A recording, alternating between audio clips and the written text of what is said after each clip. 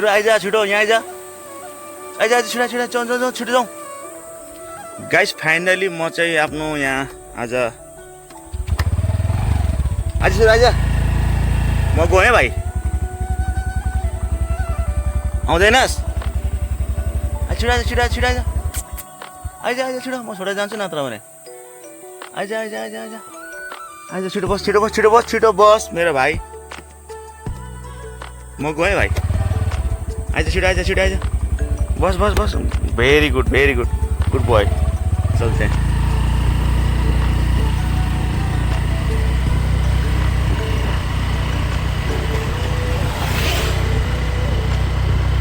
तो गाइस आज चाहिँ बिहान बिहान मेरो शेरू र म आज यसो वकको लागि निस्किरहेको छौँ निस्किनु त सधैँ नै निस्किन्छौँ तर आज चाहिँ यसो सानो भिडियो क्लिप बनाऊ भनेर चाहिँ बनाइरहेको छ यहाँ हेर्नु सक्नुहुन्छ यहाँ मेरो शेरू यहाँ बसिरहेको छ स्कुटरमा और म यहाँ यता साइड पुरै समुद्र छ आज किनकि वेदर साफ छ घाम लागिरहेको छ धेरै दिनमा पानी पर्दा गरेर आज चाहिँ घाम लागेको कारणले निस्किएको हामीहरू होइन चार पाँच दिन भयो जस्तो पानी कन्टिन्यू परिरहेको थियो र वकको लागि पनि निस्किएको थियौँ हामीहरू तो आज यसो हल्का मर्निङ वक पनि गरिदिउँ भन्दै निस्किएको त्यति निस्किँदै घाँटी एकदम जाम भइरहेछ चिसोले गर्दा तो यहाँनिर चाहिँ हेर्नु सक्नुहुन्छ यो मेरो डेस्टिनेसन ठाउँ आइपुगिसक्यो यो समुद्र छ यहाँ अगाडि यसलाई चाहिँ उत्रेर भागिहाल्नुपर्छ फटाफट फेरि यहाँ तो साथी हो फाइनली म आफ्नो डेस्टिनेसनमा आइपुगिसकेँ यहाँ आज किनकि समुद्र अलिकति भनौँ न हावा चलेको छैन र हाइट लो छ यस्तो छ नजारा आजको यहाँको समुद्रको चाहिँ हेर्न सक्नुहुन्छ गाइस धेरै दिन आज 4-5 दिन पछि म यहाँ आएको 4-5 दिन पछि आएको यहाँ हरियाली हेर्न सक्नुहुन्छ यस्तो राम्रो हरियाली छ चारैतिर समुद्र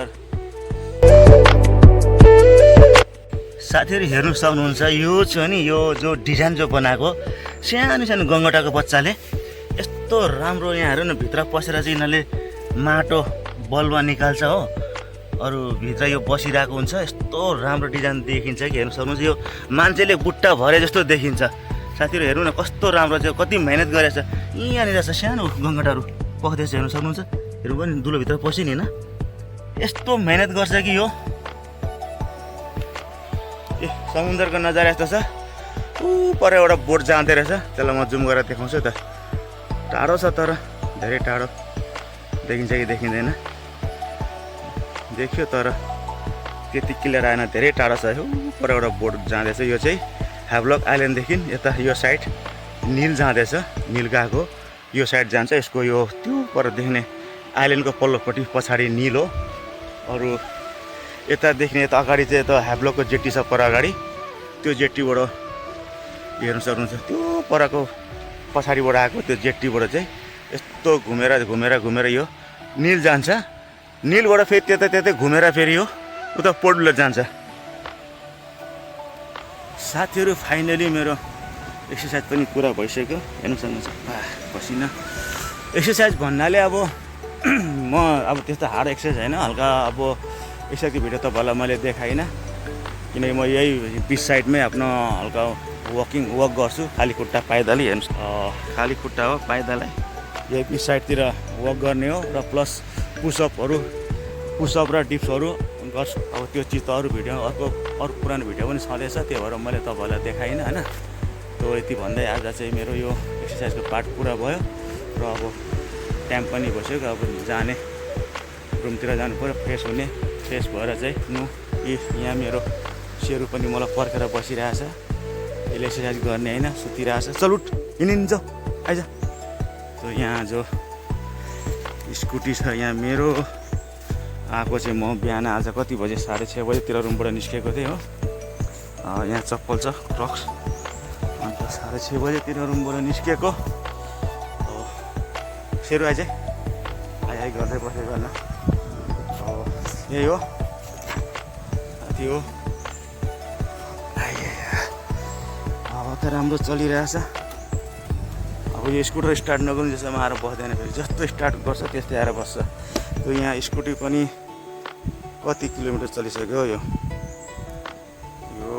देखाएको छ ठ्याक्कै 10 पनि बजिसकेको छ। आम्मा 10 बजिसकेको छ, बिहान 6:30 बजे निस्किएको, घुम्दा घुम्दा घुम्दा यो पनि आएर स्कुटीमा बसेँ। अब यो स्कुटर पनि किनेको मैले कति 3 वर्ष भयो। 3 वर्षमा यो लोकलै कुदिन्छ यहाँ। अब बाहिर कहाँ कुद्ने कुरा हुँदैन। लोकल कुद्दा पनि तपाईँको यो कति 22,243 किलोमिटर कुदिसकेछ। आम्मामा 3 वर्षमा यत्रो कुदेछ स्कुटर।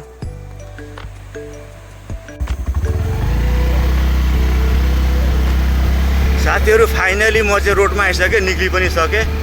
अब आजलाई यो ठाउँलाई बाई बाई भन्नु, त्यति भन्दै आजको लागि अब म निस्किँदैछु आफ्नो रुमतिर, किनकि अब फ्रेस भएर नुहाइदै गएर फ्रेस भएर ड्युटी पनि जानुपर्ने हुन्छ दोकानतिर होइन।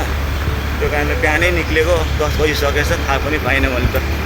त्यो हेर्नु सक्नुहुन्छ यहाँको नजारा, यो साइड बिच साइड छ सबै, यतातिर सबै समुद्र, यता पुरा फरेस्ट जङ्गल छ। यो सबै रोड हेर्नु सक्नुहुन्छ गाइस।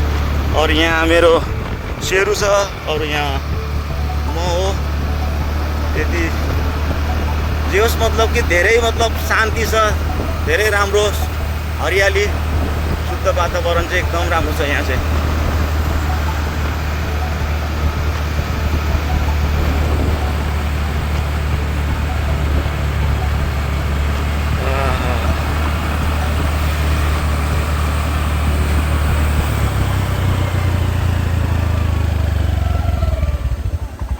नौत्री नसेरु, नौत्री चल छिडा उत्रेर बस, छिटो बस। म गएँ छोडेर, अब छिटो आइज, छिटो बस, स्याबास। ढिलो भइसक्यो त्यसै पनि यहाँ।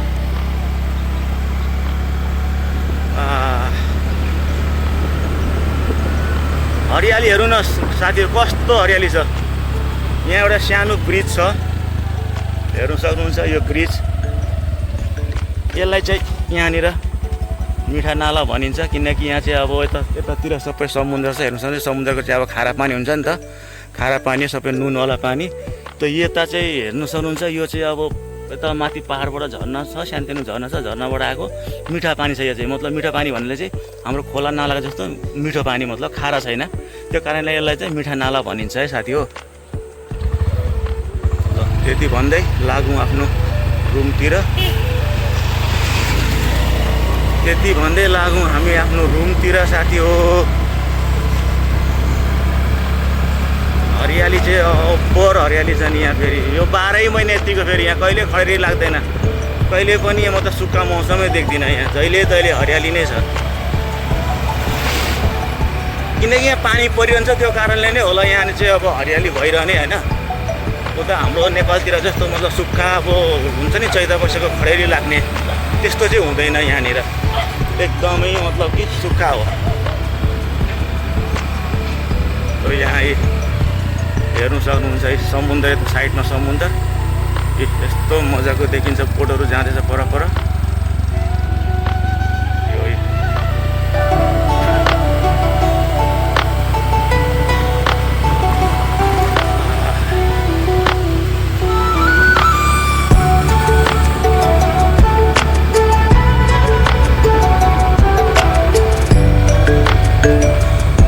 शीतल छ, जे होस् घाम लागेको छ र पनि शीतल छ।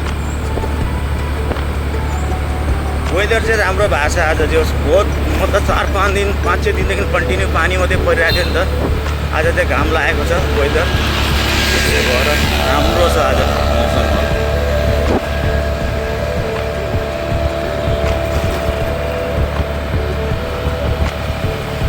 हाम्रो स्कुटी पनि कुदिरहेको छ यहाँनिर कति 33को स्पिडमा। धेरै स्पिड पनि कुदाउनु परेको छैन। यो सबै नरिवल सुपारीहरू हेर्नु सक्नुहुन्छ। पुरै नरिवल सुपारीको चाहिँ यहाँ बगान हो, बगान। यति धेरै नरिवल छ, सुपारीहरू छ। यहाँको अब लोकल घरहरू हो।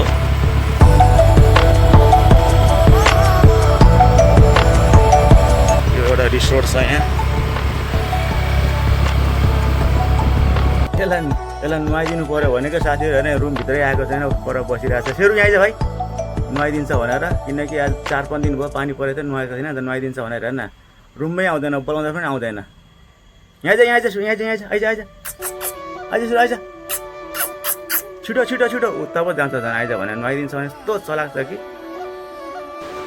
साथी हो फाइनली म आफ्नो रुममा आइसकिसकेँ किनकि मैले अघि बाटोमा कति त्यो गरेँ त्यहाँबाट गाडीले कुकुरलाई एक्सिडेन्ट गरेर कुकुरको एक्सिडेन्ट गरेर कम्बर भाँचिएछ होइन अनि त्यो चाहिँ मैले देखाएँ नि त्यो कारणले मैले त्यहाँ क्यामेरा अफ गरेको थिएँ फाइनली म आफ्नो रुममा आइसकेँ अब रुमबाट चाहिँ नुहाइदिए गरेर फ्रेस भएर चाहिँ म आफ्नो ड्युटीतिर लाग्नु पऱ्यो यति भन्दै आजको भिडियो यहीँ अन्त गर्न चाहन्छु सबैलाई भिडियोहरू मन पराएर लाइक गर्नु होइन कमेन्ट गर्नु त्यति भन्दै आज भिडियो चाहिँ यहाँ एन्ड गरेँ टाटा बाई क्यामेरा किन यति ग्लेयर आइरहेछ मधुर आइरहेछ मेरो यार